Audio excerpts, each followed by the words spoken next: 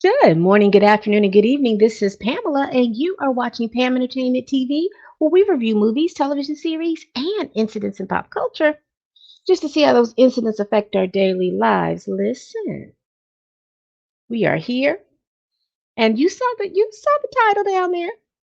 We are about to review Loki season 2, episode 3. I don't have the title of the episode. Let me see real quick what the title of this episode is. Oh, let me cut this sound out, child.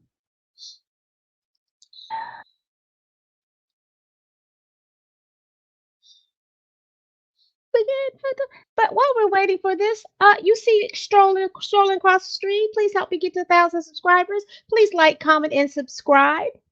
And if you like what you see when you subscribe, remember there's a plethora of videos out here that I have that I've been reviewing shows and doing pop culture chats.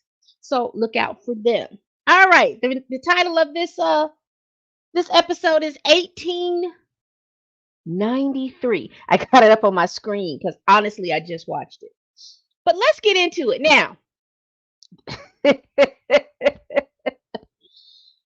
Overall, this episode was not as chaotic as episode 1 and slightly confusing like episode 2. We There is a sense of purpose for this episode. Right now, the TVA is in shambles, and I mean in shambles. That Loom is not able to stitch and stream that timeline like it needs to because it's so much bigger. Now, remember from last episode, Docs pruned about 30% of that timeline. So, of those branch timelines. So the Loom is actually able to process more, but at the cost of billions of lives. Now, so here we are. We meet back up with Renslayer. Now, remember at the end of season 1, she went into the timeline, and now she has come out in 1868. Let me do this. Let me share my screen.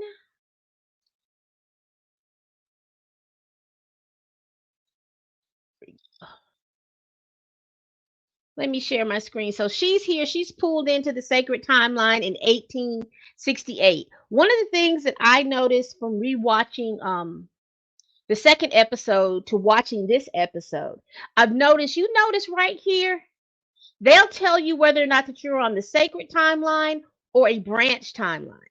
You notice that? I just noticed that when I rewatched the second episode and then I started watching this one, that they are really just letting you know where you are in the timeline. So what that tells me is there are some branch timelines, but as long as there was no Kangs in those branch timelines, he who remained let those timelines stay. But the minute that that branch timeline did anything to show that there was another variant of himself, he pruned that timeline. And what he did was is that he pruned, this is what it sounds like to me. He would prune a certain event that I guess it's like the butterfly effect. He would prune a certain event so that something would happen to make something not happen. So he wouldn't just. I'm quite assuming that he probably was pruning uh, Kangs, but he also was pruning certain events so that his variant couldn't come together. So just like say his mother and father went to, let's say they went to University of Chicago, he would do something so that his father wouldn't go to the University of Chicago and meet his mom. His father would go to California. So, you see what I'm saying? He would do whatever he needed to do so they wouldn't get together. But anyway, so here we are in 1868. Child Renslayer is looking, she's looking a little, well, she's looking like it stank, and it probably did. Back then the water standards weren't as it is now. But she's looking around because she got her information from Miss Minutes about meeting her in this particular timeline. She gets over there. She doesn't really know what's going on. Come on, move to the next one. Why is this thing? There's the back. Here we go. So here's Miss Minutes. Now I'm going to tell you right now. During this whole episode, Miss Minutes was creepy as hell. It's something about that glow on her. She's creepy as she wants to be. And we will tell you why she's so creepy. So she meets up with Renslayer and she asks her what took her so long. She asks her, did she have the package? Renslayer has the package. It's wrapped in uh grocery paper. And so she goes in, they talk or whatever, because Renslayer is like, I want to be a partner in this. I want to be able to fix the TVA. I want to be the boss of the TVA. You need to tell me what I need to do, how we're going to work this out. And she said, so where am I going to meet the most important person in the TVA? So Miss Minute says, well, you can't. He's dead. And so Renslayer is looking at her crazy, like, well, why am I doing this? This doesn't make no sense if I'm here. She says, well, in order for everything to get back to the way it was, we have got to do what we need to do here so that at the end of time, things would be better. So Miss Minutes tells her that she needs to go into this, drop that package in that window. Just drop the package and then they leave. So Renslayer drops the package, and then we see this little boy right here. Now he looks like he is filling candles, and I think that's what we found out that he's doing. Because you could tell that that's the those are the candles, and I think that's where he's getting the wick. He's just sitting there and he's just pouring candles, and ain't bothering nobody, ain't bothering the soul. Next thing you know, this book falls in there. He sees the book, he picks it up, and like I said, we get back to the TVA. I explained it earlier that 30% of the branch timelines are gone. So the loom is working better, but it's still not able to meet the capacity what they have right now. And so everybody in there is just panicking. And I mean panicking. And so basically what they're trying to do is to increase the diameter of the loom so that it could hold that many branch timelines, because I guess the loom is like this and they need the loom to be like this, so that way it can expand a little bit to accept it, or at least extend it out a little bit so that they can kind of control what's going in there and being weaved. So they get a little clue that they go back to 1868, and then they don't see anything going on. And then they get another hit on the TemPad that Renslayer is in 1893. And so they're like, well, why would they go back to 1868? They must have made a mistake and came to 1898 because it was quick. So we get to 1893. Now you watch this, you see this, right? This is a branched timeline. Y'all see that? So this is 1893 in a branch timeline. So what Miss Minutes and Renslayer did back in 1868 on the sacred timeline has branched off into this new timeline. And what's funny to me is that Mobius and Loki seem like they are oblivious to the fact that they are in a branch timeline. They know that they're at the Chicago Fair and everything, but they just seem real oblivious that they're on a branch timeline. And they seemed like that too when last episode when they went, well, they knew that they were at a branch timeline then, because Brad was acting all funny, but this time they just act like it's just nothing. And I'm like, okay, all right. This was just an interesting episode, little part of the episode, when he sees Thor, Odin, and Balder, and which would now if you all read the comics or anything like that, tell me who Balder is, because he seems like he's important. Because my first instance was, I know that we're in a branch timeline. Does Loki not exist in the branch timeline? But who is this Balder? Because I know he's probably somebody in the comments and he's somebody important. Again, this is a recap and review by a casual watcher of Marvel films. So y'all let me know down there in the comments. So they're there, and Thor. Loki is he's a little pissed because he mentions that Thor is not that tall. Excuse me, y'all.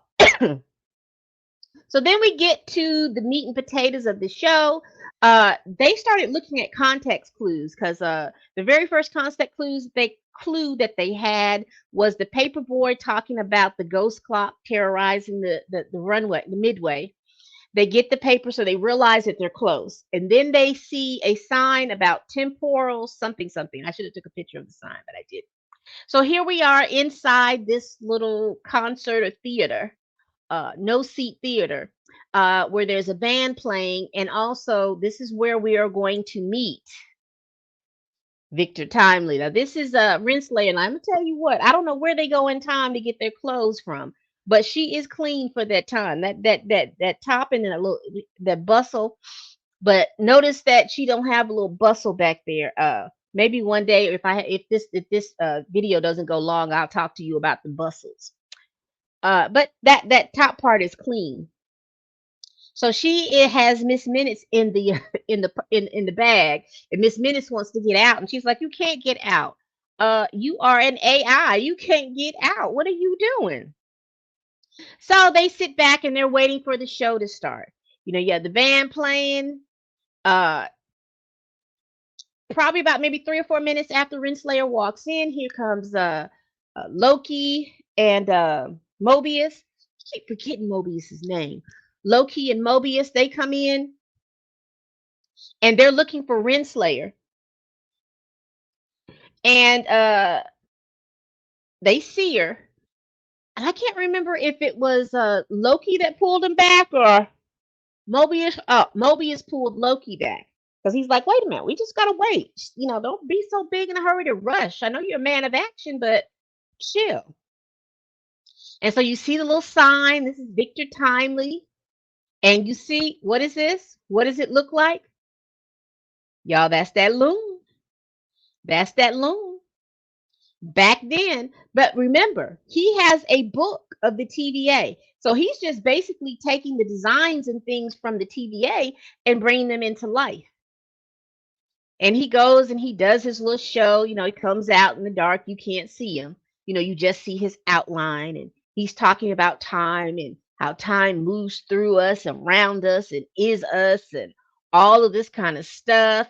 He's, standing in the dark, all of this showmanship. And Jonathan Majors is really playing him because you remember he who remains was quirky.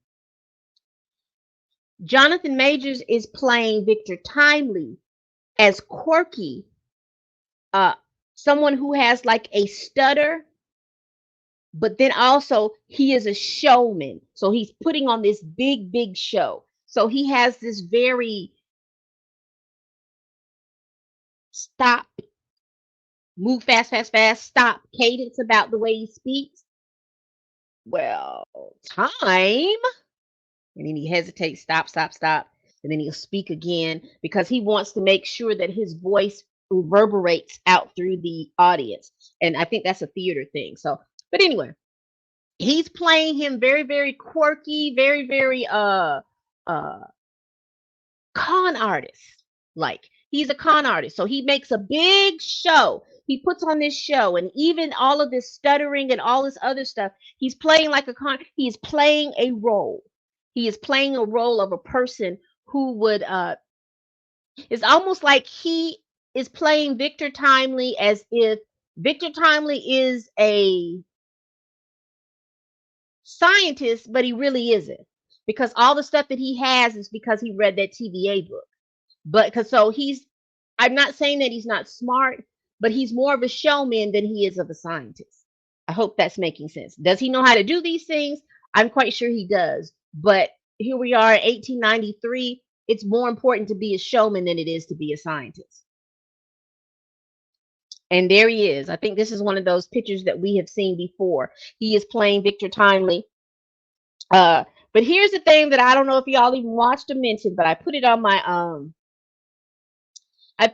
Twitter. So here we have Loki. He recognizes him. He tells Mobius who he is. And, Mobius is like, well, he's not all that bad. You made him seem like he was rough and tough. And he said, well, he is.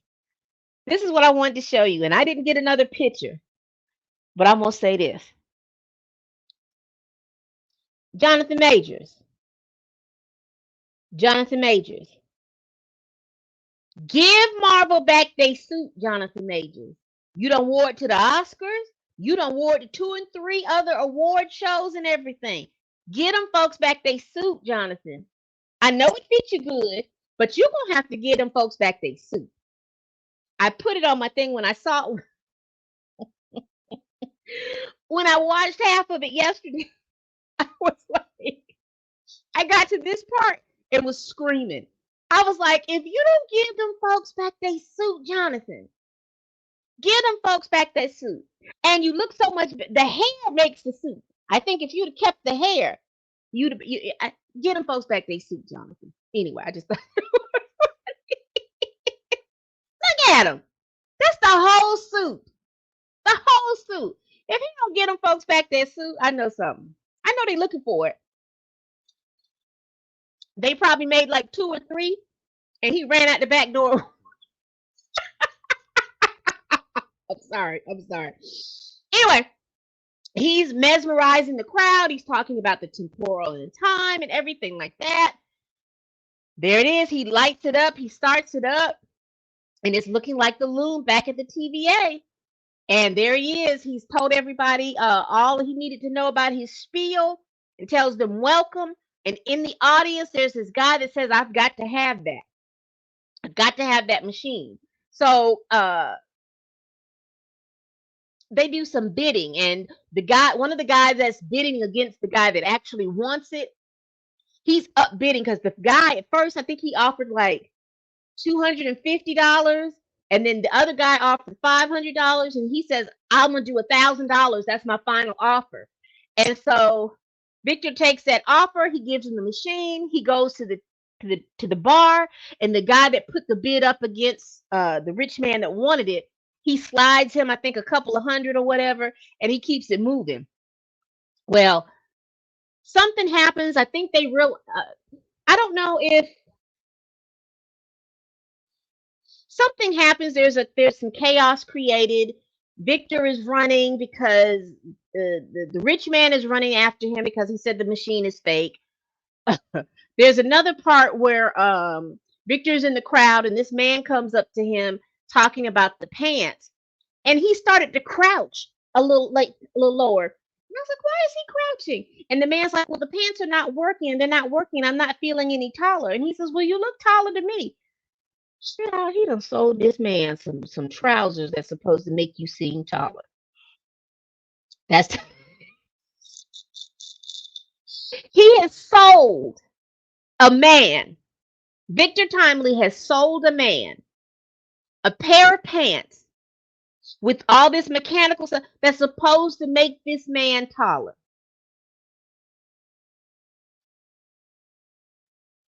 A mess. Let's keep going. So he's running away, he's running, he's moving, he's doing all kinds of stuff, and baby, he got away from the rich man that was trying to get to him, and then he ran into Loki, them who was trying to get to him, and baby, through the temp pad that she's using He Who Remains temp pad. Here comes Sylvia, because in Sylvie's head, excuse me, that she feels like Loki and them are messing with time. That she feels like had they left him alone, he would not have become He Who Remains. But what she doesn't realize, she's not privy to the fact that there are more players out here. She's not privy that Miss Minutes is doing what she needs to do. She's not privy that Renslayer is out here just yet. So this is a branch timeline. This is a timeline that was created because of the meddling Miss Minutes and Renslayer. So Sylvie is not really aware of that, and she's not really focused on that. She is trying to kill this man, and so they do all this roughing and tussling and ruffling, and then Renslayer, Miss Minutes, and Victor Timely get away. And you know that the scene where you saw Miss Minutes blow up into this big ghost thing and starts scaring the Midway, all of that happens around this time.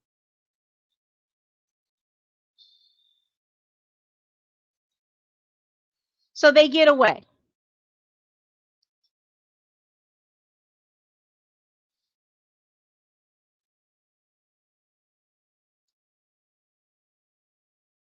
Let me tell you something. I told you earlier that this glow about Miss Minutes seemed creepy.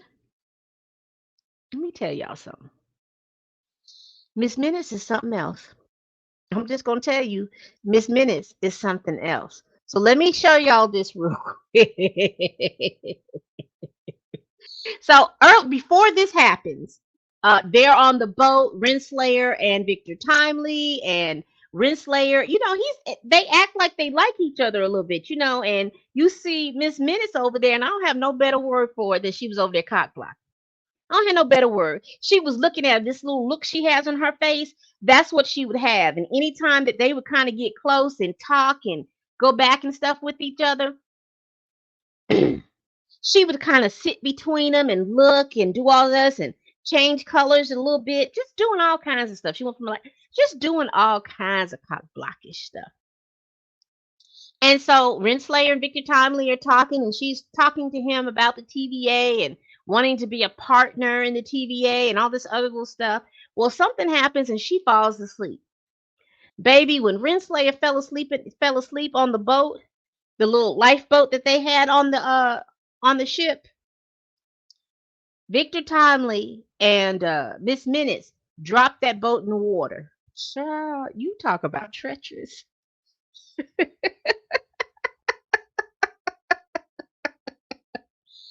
You talk about treacherous. Miss Minutes is a treacherous heifer. She is treacherous. So she's talking to Victor in this little section right here. She's talking to Victor, and she's talking about how when he created her. And this was interesting because she said she started off as an AI that he played chess with. And then he kept encouraging her to do different things until the point that she would write her own programming. So basically, he was allowing her self autonomy, and she was talking and bigging him up and doing all kinds of stuff. Now wait a minute, I think I may have gotten too far ahead of myself. But this right here is when they go back to the home, and like I said, they lose Mobius and Loki. But he shows her his refrigerated seat. You see how he's doing? He's like really, showing an interest in Renslayer, doing all of this kind of stuff, showing her, pulling out a refrigerated drink out of the chair and everything. So we're gonna stop here. So uh this is when they meet up in the warehouse. So he's holding what he says is the culmination of his life's work. And so I'm curious as to what this is. I know when I was uh I thought it was something that he had that something looked like something that He Who Remains has, but it wasn't. When I went back and looked, that's why I went back to the first season, because I was looking at that. So I was like, man, I've seen this before, but I can't place what that looks like. If you all can place what that looks like, put it down there in the comments. So he has that. He's packing up everything. And you notice all the clocks on the wall.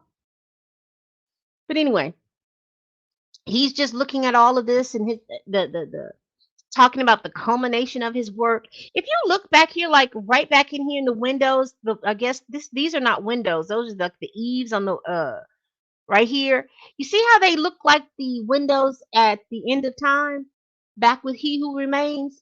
So all of this is just kind of interesting to me. You see back here, he has all of his formulas and stuff on the chalkboard. And you remember He Who Remains had a chalkboard with stuff in it. Interesting. See? See how that looks like the windows behind He Who Remains in the first season? So he's ready to go back to the TVA.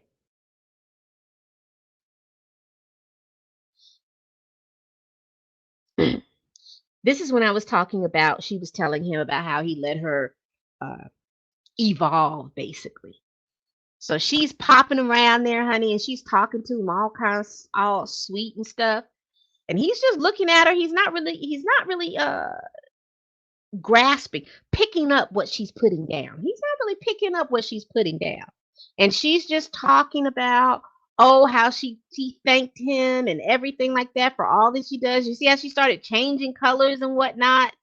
Getting back, she's not as orange as she used to be. She's like a soft orange. Beautiful, because orange is my favorite color. But come on, Miss Minutes. She's bouncing around there.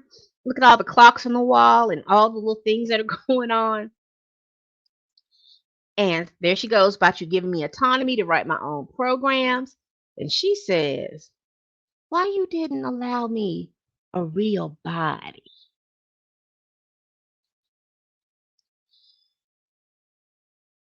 Miss Minutes went boom chicka bow wow, boom, boom, boom chicka bow wow on Victor Tomley. That man was so nervous and scared.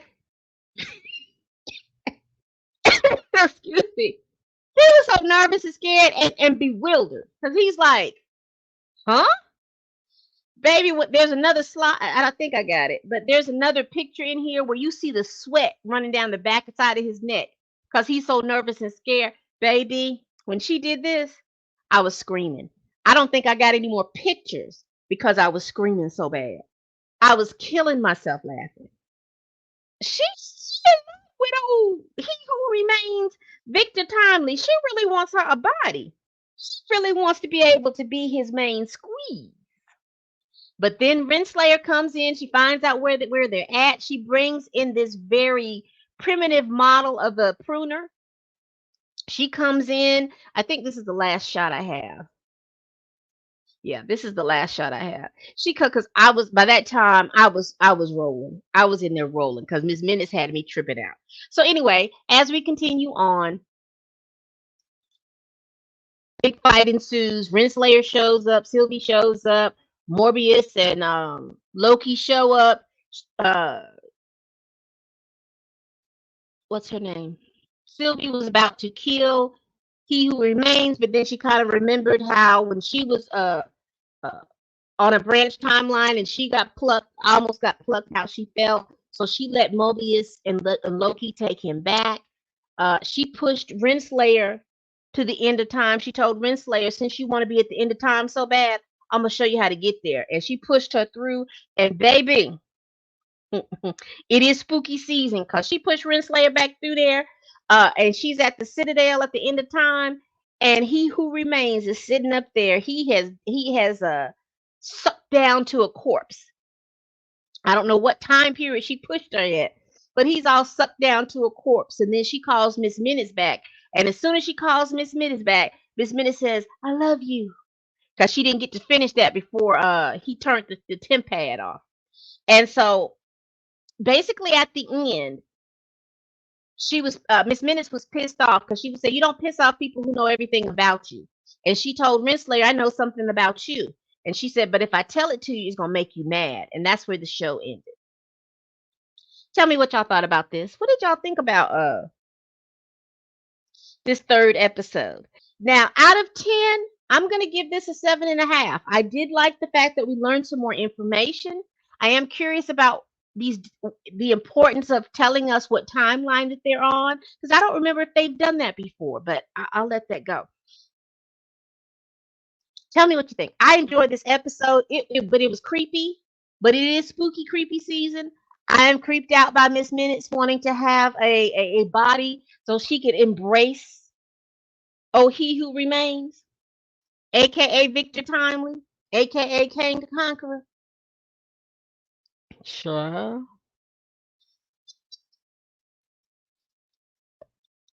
A mess. All right, people. Again, tell me what you thought about this episode. What do you think this big, well, not this big, what do you think this secret that Miss Minutes knows about Renslayer? I'm thinking that it's probably, she's probably going to tell her that her mind had been wiped because I don't think Renslayer knows anything about that. I think she's going to tell her that her mind has been wiped and that she had a relationship with He Who Remained uh, back in the day. Because remember, Renslayer thought that the timekeepers were the people running the TVA. So she doesn't. If she's known him, she doesn't know that she's known him, and she doesn't remember him. So we'll see. We'll see. We'll see. All right, people. We do this every week. Please like, comment, and subscribe. I'm at almost 300 subscribers. So tell a friend, tell a kin, tell that person that you can't stand that I'm over here making these videos. All right, we do this every week, and as always, people, Boy.